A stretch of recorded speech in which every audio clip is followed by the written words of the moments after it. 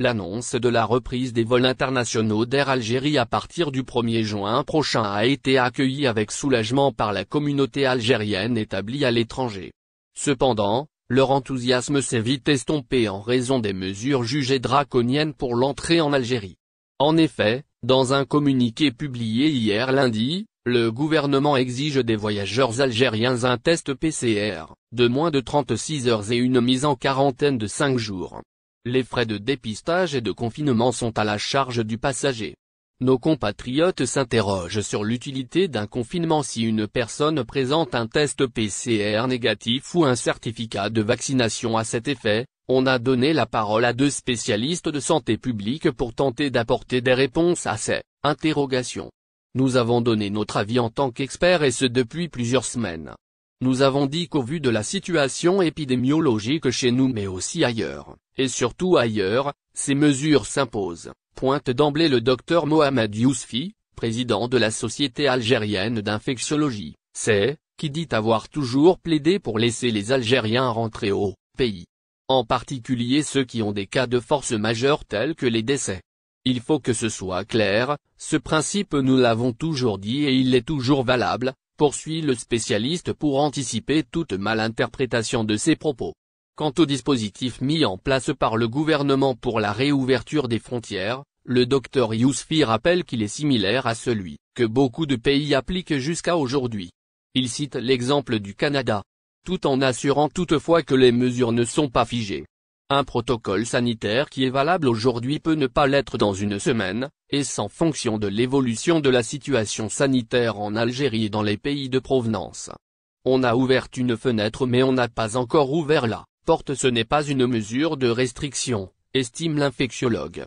Le fait d'avoir une PCR négative n'est pas suffisant, vous pouvez faire un Covid le lendemain ou 2 jours après. C'est pour cette raison qu'il y a ce confinement de 5 jours, martèle le chef de service des maladies infectieuses Aleb Boufarik. La double PCR est d'autant plus nécessaire, souligne le docteur Yousfi, qu'il y a de très fortes probabilités qu'une personne infectée le soit par un des variants de la souche originelle du SARS-CoV-2 majoritaire dans beaucoup de pays. Des compatriotes ont proposé d'exempter les personnes vaccinées de la période de confinement.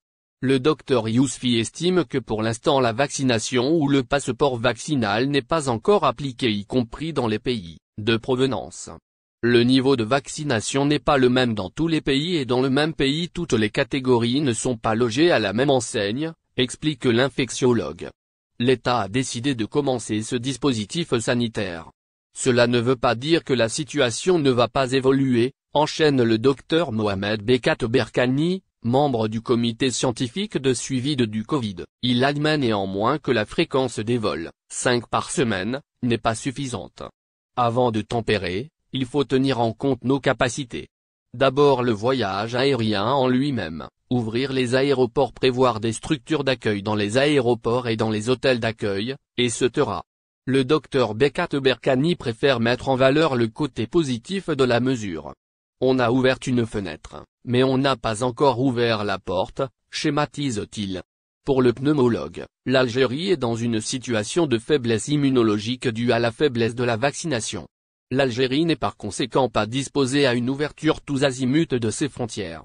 Notre diaspora a parfaitement raison de s'impatienter, en particulier les cas prioritaires, les malades et les personnes qui ont peur de mourir en terre étrangère, conclut le Dr Bekat Berkani.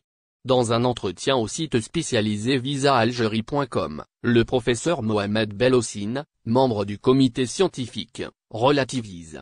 Il a défendu les mesures prises par le gouvernement. On peut analyser la situation de différentes manières, selon que l'on soit un usager ou un responsable chargé de protéger la santé publique d'une population. D'aucuns pourront trouver que le verre est à moitié vide et d'autres diront que le verre est à moitié plein. L'essentiel est de se rappeler que nous n'en avons pas encore fini avec